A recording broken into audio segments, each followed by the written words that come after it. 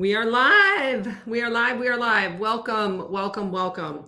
This is a little bit different live for me than I normally do on LinkedIn. This is my first time on YouTube live, but so we're multi living to both LinkedIn and YouTube. And this is a different one that I normally do on my Wednesday mornings for you, those of you who may follow me. And it is taking what I teach on the leadership level on the Wednesday mornings and bringing it down to a personal level. And we're going to be talking every Tuesday at 4:30 Central, 5:30 Eastern about a retreat that we have coming up in October. So that's going to be every Tuesday. It's going to be short. Our goal is to keep it under 30 minutes. And if our goal is really, my goal is to try and keep it less than 15 minutes. What we want to do is share a little idea or thought that will help you understand what some of the things that we'll be covering in this retreat. And then some of the things, some of the practices. Kara Douglas, who's with me. Welcome, Kara. Hi, everybody. I'll have you introduce yourself in a moment. Kara is going to be sharing some movement practices. So we will be going through just a little chat and then a little bit of the movement practices. So the retreat. So if for those of you who don't know me very well, I'm not new to YouTube. I've done some YouTube things before. And for those of you, I am a leadership coach. I do leadership development consulting and I do leadership coaching. And while I coach any type of a leader in developing and becoming the best leader they can be and becoming the leader that everyone wants to work for, I do have a specialty where I work with leaders who've gotten does not play well with others on their report card a few too many times. And I host women's retreats, which is what these Tuesday afternoons are going to be about. And the women's retreat that we're hosting in October, the 19th to the 22nd in Georgetown, Maine, right on the coast, Little Good Harbor. I just even love the name of it. It's at the F. Holland Day Retreat Center, and it is called Release and Restore, Rejuvenate Your Mind, or Declutter Your Mind, Rejuvenate Your Soul. And really, so before I go into the details about that, Kara will be joining me on retreat, and she is going to be leading us in a number of different yoga practices, both early morning and then some evening practices. So Kara, why don't you introduce yourself and tell us a little bit about yourself? Sure. I'm Kara Douglas. I live in Maine. I live in Harpswell, which is maybe an hour, a little less than an hour from Georgetown. In fact, I was just up there last night walking on the beach. I have a yoga studio, which I'm in right now. It's in the old hayloft, re-envisioned hayloft of our barn. And I work with people here in big groups, in small groups, one-on-one, and do some work in and out of the country on retreats. But really what I love doing with a yoga practice is making it applicable across the lifespan and also having it be applicable to people from a variety of backgrounds with or without experience, because a lot of what's happening in a yoga practice is basically, what's happening in our lives and how can we hold that in a way that helps us to remain responsive and not go into reactivity, and how can we grow from that. So really just taking some of the tenets of this old tradition and putting it in a modern context and figuring out how it's applicable to our lives now. That's so awesome. And it's going to be so beneficial for those of you who attend retreat with us. In the comments, you'll see there are some links to the information and registration pages. So please feel free to check it out as you after the video. And just a little bit about the video. We talk about release and restore. And we're using, I'm going to be using some concepts from a number of different teachers that I have worked with. And one of the people who I love and respect is Peggy Fitzsimmons. And she wrote the book Release, Create a Clutter-Free and Soul-Driven Life. And we'll talk about this in more detail in the retreat. And Peggy talks about 5 different kinds of clutter. And I'll see if I always miss one when I do it, but we'll see if I can get them all. I should have written them down, but they are emotional clutter, energetic clutter, relationship clutter, physical clutter, energetic, emotional, mental clutter. So we have all of these different types of clutter in our life, and she takes it a little bit further than, I used, I don't remember the name of the other author, Marie Kondo's clutter, the decluttering book, when I decluttered a bunch of my house, and that worked pretty well. And I really love how Peggy takes it further to talk about mental clutter and energetic clutter and relationship clutter and questions we can ask ourselves. So we'll go into that maybe a little bit more later on. But really, what we're looking at is if you have any kind of chaos in your life, if you have a situation where you are just go, go, go, go, go, and you're not taking time, to really pause and reflect and restore your energy and restore your soul. If exhaustion is your norm, if you have a perpetual just lack of energy in your life, really that is what this retreat is all about. We want you to let your mind, your body, and your soul, giving you that respite that you need and that you deserve, that your soul deserves. And it's on the coast of Maine, as Kara talked, right where, just walking distance from a state park that's absolutely beautiful. We're going to commune with the lulling sounds of the ocean. The ocean is literally, there's a cove right outside the back of the house that we'll be staying in.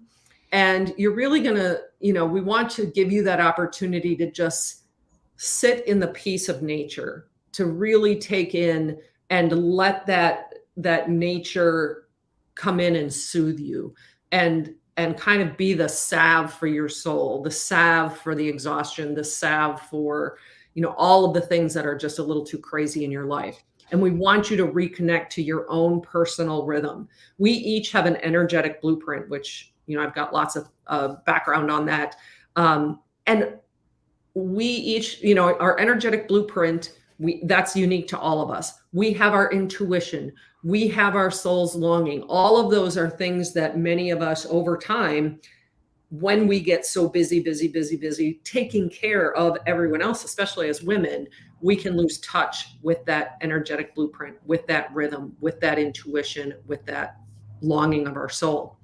And so that's just a little bit about it. Again, it's October 19th to the 22nd. So we'll start on a Thursday afternoon, go through Sunday around lunch, and it is going to be fabulous. We will use yoga, as I said, meditation, journaling. We'll also be using photography as a means of introspection and a way of really discovering some things about ourselves. So what I'd like to do for the remainder, and then I'll come back and wrap it up, but I'm going to actually put Kara on screen full so you can see her. Kara is going to share just a couple of things with you, a practice, something that you can get started with between now and when retreat starts. Or, if you can't come to retreat, because I know some of the folks who follow me are like, oh my God, I've got my daughter's 30th birthday, or I'm teaching a class, or I'm going on vacation already then. So we'd love, pass this information along to anyone who could really use some energizing, some peacefulness, some calm, and some respite in their soul. So I'm going to turn it over to Kara. Kara, I have to do this weirdly. I'm going to go first this way, and then I can spotlight you. Solo layout. There we go. Perfect. Great. All right. So I'm going to start actually on hands and knees. And if you don't have a yoga mat at home, you can just be right on the floor. You can put a blanket or a towel down. Some people, when they're on their hands and knees, really prefer to have some padding underneath the knees. So don't be afraid to fold up a blanket and make it soft.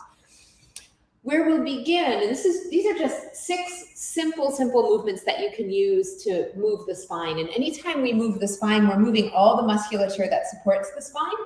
And we're also moving any of the nerves and nerve roots that branch out from the spine. So this really tends to the nervous system as well as the joints of the spine and the muscles in the back. Come onto your hands and knees.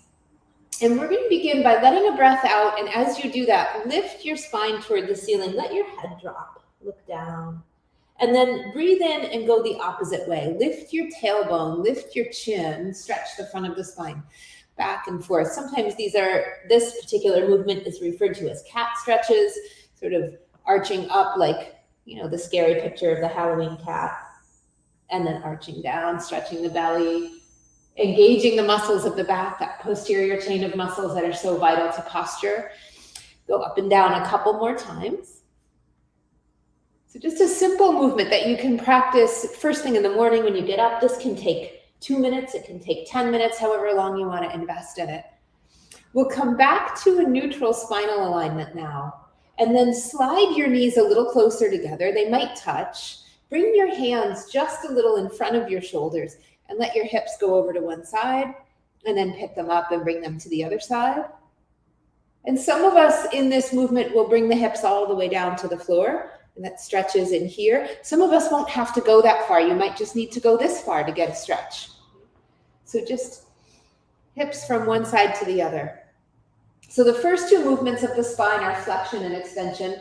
This is rotation or shearing of the spine, twisting one vertebra in relation to another. Again, massaging the nerve roots, moving the musculature. This one sometimes feels really good after gardening or doing yard work because it releases tension in the hips and the back. The next time you lift your hips up off the floor, we'll stay there. Separate your knees again. This last movement is a little bit trickier than the others, but also quite simple once you know what you're doing. I want to take this shoulder and this hip and bring them closer to each other. So I'm going to pull the shoulder back and I'm going to push the hip forward. That's hard to see on the screen. It looks like I'm moving my hips away, but really the hip is coming forward and I'm pulling my shoulder back toward it. So I'm short on this side and stretched on the other.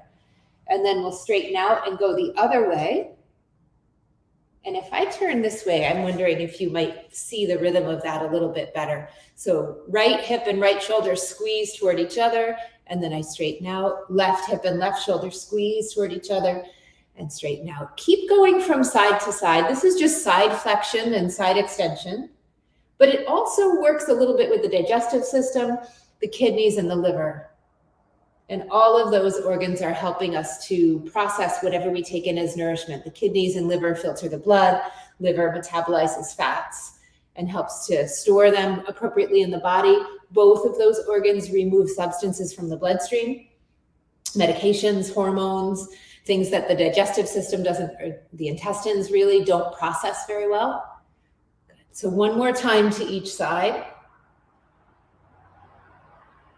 And then back to neutral. And from this neutral position now, I'm going to have you slide your arms forward, straight elbows, let your hips come up and back, lower your head down toward the floor. This is a position that's sometimes called puppy stretch. It's a little bit of a preparation for the downward dog posture. In this position, notice the length of the arms and how there's just a little bit of compression in the shoulders. This is a great way to release tension in the upper arms and into the rib cage.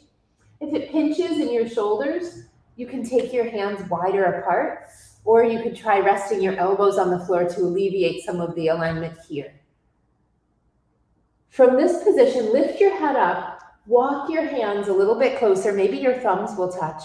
Keep your hands glued to the floor, turn your chest to one side, and then turn down toward the floor and twist over to the other side. So we're just taking that twisting action that we found down in the hips, and now we're using it in the thoracic spine, up where the rib cage is. One more time in each direction. Good. And then come back up. And from here, I'll just have you flip around and lie on your back. Settle on the floor, either with your legs outstretched or perhaps with your knees bent and your feet on the floor. Take a full breath in, and at the top of your inhale, just pause for a moment, hold the breath, and then let it all the way out slowly and completely. Empty as much as you can, either through the nose or the mouth, and then let your breathing just return to its natural rhythm. As you're lying there, feel where the back of your head lands on the floor. Notice both shoulder blades, and just feel how the muscles of the neck which create that bridge between the shoulders and the head, can start to ease their work. These are muscles that really engage a lot. Sometimes we get a bit of tension at the base of the skull or down into the muscles that come into the top of the back. Feel the weight of the head and the support under both shoulder blades. A breath in, a breath out.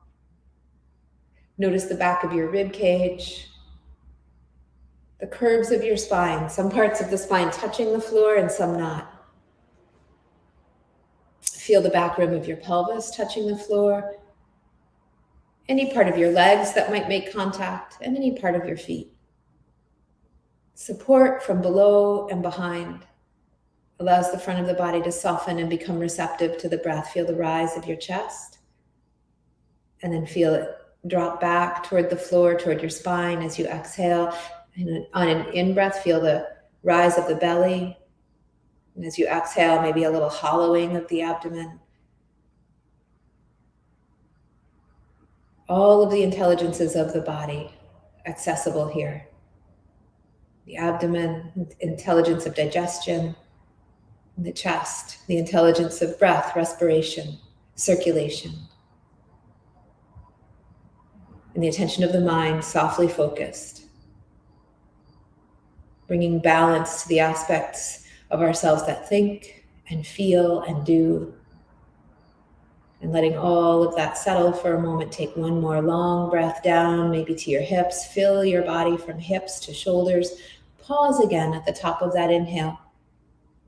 And then just gently reverse, let the breath out. From here, you can hug your knees toward your chest if that feels good. Just a little stretch for the back.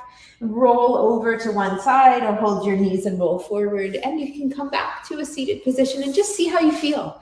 Really simple 6 movements of the spine and a resting breath. And we'll do a little bit of this in retreat, and you can apply this on your own at home. Thank you. Oh, Dottie, I can't hear you for some reason, and I'm not sure if everybody else has that problem. Nope. I muted. I muted while I was doing the practice. I muted. Gotcha. I love how you talked about in Shavasana, laying out the intelligences of the body, and that's one of the things that I mentioned in terms of, we have the intelligences of our gut, we have the intelligences of the physical body, and we also have the intelligences of our intuitive body. We have our personal rhythm, our energetic blueprint, that those intelligences that are all part of who we are. And I don't think we always give ourselves credit for all of that intelligence. I think that some of the ways that we are critical of our lives and of our situations, we'd never speak to anyone else that way. Right. And yet we kind of put that on ourselves. That's all we have. Again, retreat is October 19th to the 22nd, Georgetown, Maine. It is just about an hour north of Portland if you need to fly in. And if you have any questions, please feel free to DM me on either platform. I think I'll make sure that my email is listed as well. And if you have any questions for Kara, we'll make sure you can contact her as well, or I'll get her in touch with you. And, please consider joining us, and join us every Tuesday, 4:30 Central, 5:30 Eastern, obviously 3:30 Mountain, 2:30. But you can always watch the replay. And if you do watch the replay, put replay in the comments. We'd love to know what you think, and if you've got any questions, and if you'd love to join us on retreat. Kara, do you have any closing words you'd like to share? I just look forward to doing a little bit of movement every Tuesday. It's going to be fun. I'm looking forward to it as well. All right. Thanks, everyone. And we will see you next week. Thanks, Dottie.